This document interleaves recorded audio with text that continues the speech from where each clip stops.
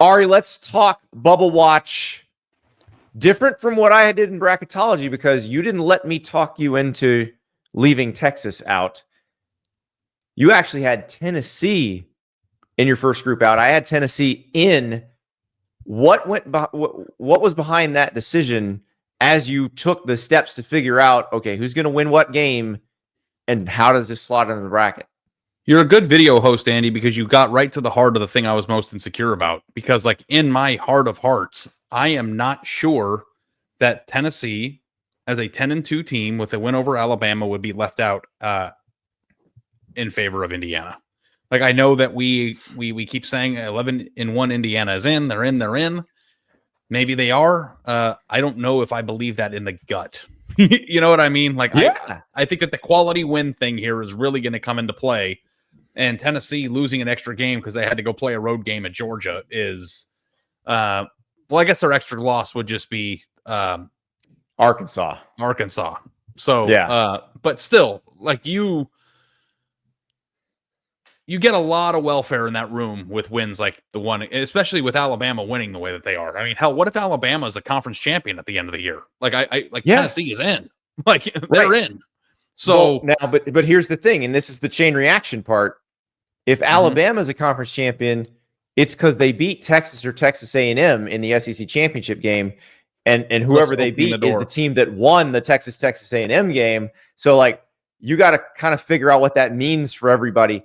So, you've got Texas winning the SEC, which is kind of probably the cleanest way to do this, because if Texas keeps winning, they're the SEC champ. They're probably the 2 seed behind an Oregon or an Ohio State.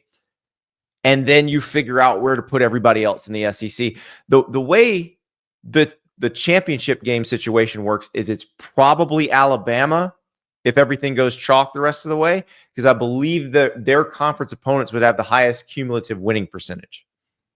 Yeah. Well, the reason why I kept Texas in there wasn't because it's the cleanest way. It's because I didn't want to be a prisoner of the moment of the most recent results. I think that I am worried about them. Their offense scares the crap out of me, like we talked about for 5-10 minutes on our show late Saturday night. But I'm not 100% convinced that Alabama is just a flawless team that hasn't, that doesn't have those warts that we've seen in their losses. I'm not convinced that, Georgia can't show up and get beaten the way that they were beaten at Ole Miss. I'm not sure that Tennessee has the offense to win a national title this year. Like why would I drop them out? They've only lost once, and they have an opportunity to, and the easiest path maybe to winning the SEC. So I think that for the time being, I'm going to keep them there. And I felt comfortable with that. But yeah, the SEC is just all over the place in terms of they beat them and they beat them. It's really hard to do the math. You needed that like calculator online to figure it out yourself. But I don't know that Texas playing a tough game on the road at Arkansas was enough for me to change my mind on them yet. Though I will admit, Andy, and I don't know if this makes me a disingenuous bad pot, I don't think they're going to win the SEC. Like in my gut, like I don't feel like that's what's going to ultimately happen. That's why I left them out in bracketology. Yeah. Again, you have to pick who you think will win these games. So I don't think they would win both the A&M game and the SEC championship game. I think they would lose one of those. I had them losing the A&M game. It doesn't matter though, because I think if they beat A&M, your entire perspective of whether they win in Atlanta changes. So that's like, and that's the problem. Well, yeah, that's true. That's true. And again, if it's Alabama, there's no guarantee which Alabama shows up. So yeah, it's what you have is not far-fetched in the least. I want to talk about your last four in because I'm very interested in the way you put this. You have Ole Miss over Georgia, which makes sense. Ole Miss beat Georgia thoroughly in Oxford. But Georgia now has two very good wins in Texas and Tennessee. And I think we saw a Georgia offense that looked much better than anything we've seen all year. Carson Beck definitely had his best game. And it's one of those, did peak Georgia, seeing peak Georgia, change how you feel about the Bulldogs? I do feel different about the Bulldogs. But I am not convinced that they are not. I was more moved on my opinion of Georgia at Ole Miss last weekend than I was yesterday. or on Saturday night when they beat Tennessee. Like if we had to like rank or percentage wise of how much of the previous games have molded your current opinion on them, I think that there would be more Ole Miss in there than the Tennessee win. And the thing that I'm trying to is that because you assume Georgia had a game like the Tennessee game in it, but the Ole Miss game was so unusual because we've not seen Georgia look like that in years? No, I think it's because I actually think Ole Miss could win the national title. And when Georgia played a team that could win the national championship, that's what happened. And I am unconvinced that Tennessee is as good as Ole Miss. So Tennessee has definitely looked great at times. And I've been a Tennessee Kool-Aid drinker. I was a Kool-Aid drinker with my wallet on Saturday night. And I was watching the game, and I just never felt like they were going to score in the second half. And that's not because Georgia was 2020 Georgia. That was because Tennessee has some problems. So, like, I think that winning a game at home by 14, that was pretty close. Like, I mean, Tennessee was down 7 late in the second half with the ball. It's not like Georgia kicked their ass. Like, I don't know. They have to be back in because they have the hardest schedule and the best collection of wins of anybody in college football. But I don't know that like peak Georgia is walking through that door again. And we also have questions about Texas. So I actually will be honest with you, Andy. I have a lot of questions about just the SEC in general. In terms of the way teams have looked, I think that the most impressive of all these wins in that cluster was Ole Miss's win over Georgia, which doesn't really make sense because I'm saying Georgia might not be as good. But like the way that Ole Miss played in that game without their best offensive weapon, their combination of offensive line, defensive line, quarterback, receiving core, like I think that they have the best backup pieces. Quarterback too. Like I think they have a little bit of everything. They have the best pieces at the most important spots of all these teams. And like I don't know what the odds are, but if I were to place a futures bet on who wins the national title from somebody on the SEC, I think that Ole Miss would be the best play. So, and that's part of the reason why I have them in as the 8 seed, which would be the first of the last 4 in. And yeah, so I think that makes sense. And I think that everything is in order. Yeah. Well, that would be the 9 seed. The 9 seed is the bad 9, 10, 11. No, it's 8 because 12 doesn't count. It's 8, 9, 10, 11. I got you. Yeah. Last 4 at larges. You're right. Yes. Right. So let's move to the state of Indiana. We'll start with Notre Dame because we haven't talked much about Notre Dame. And I realize every time we bring up Notre Dame, there's somebody in the chat screaming about the Northern Illinois loss. I get it. It happened. It was a terrible loss. It will not keep them out of the playoff if they're 11-1. It won't. I'm telling you that right now. Am I crazy, Ari, by saying that? No. I think that if you think Notre Dame's going at 10-2, though, you're wrong.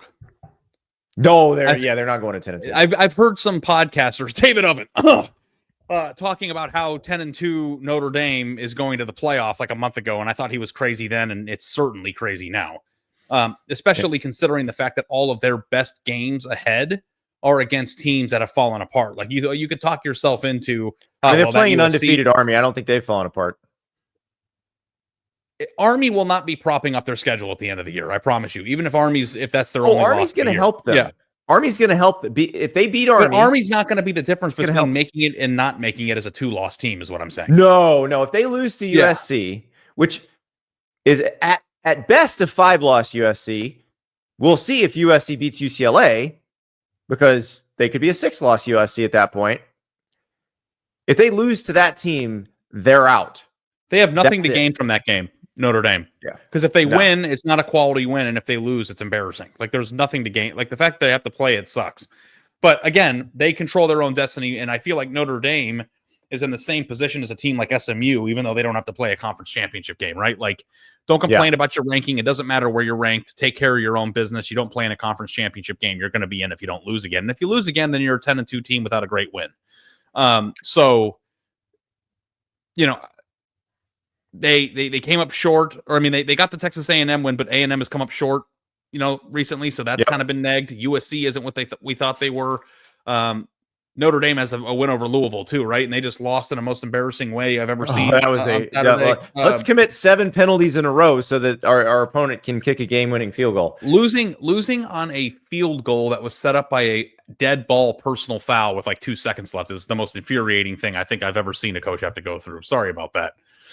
Sorry, Jeff. But yeah, so like Notre Dame, I think is a very simple thing here. Win the next few games, and no one cares about NIU, just like we said it would. Lose another game, you're out of the picture. Now we move elsewhere in the state of Indiana. Let's head south to Bloomington. Mm-hmm. Indiana plays Ohio State. Obviously, if Indiana beats Ohio State, there is no conversation. Indiana's in the playoff. Doesn't even matter if they lose to Purdue, which they won't. They would then be in the Big Ten championship game. It would be an Indiana-Oregon Big Ten championship game. No problem.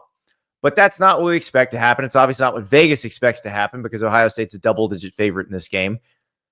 What does Indiana have to do in Columbus besides winning, short of winning, this solidifies a place in the bracket? I think they've got to play a competitive game that makes people think they're good. And you know it when you see it. And I know that sounds stupid.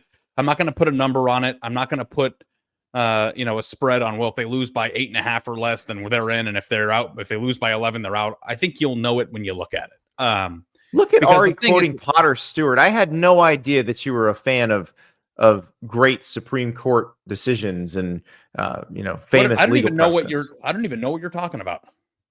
Potter Stewart wrote the opinion in the case that essentially established the definition of obscenity. And basically what he says, I know it when I see it. Oh, okay. Well, and that fun fact by Andy Staples is brought to you by National Geographic. I still, I don't even know what you're trying to get that National Geographic sponsorship. The Sony magazine, I think, would be better for that one.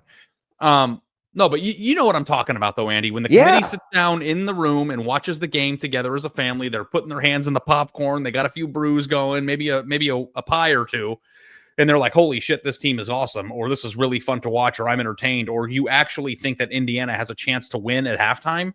Like, I think that that's what they need. They cannot go to Ohio State and lose by 40, or 30, or they're out, in my opinion. Yeah, they are out. I think 3 touchdowns or more, they're out.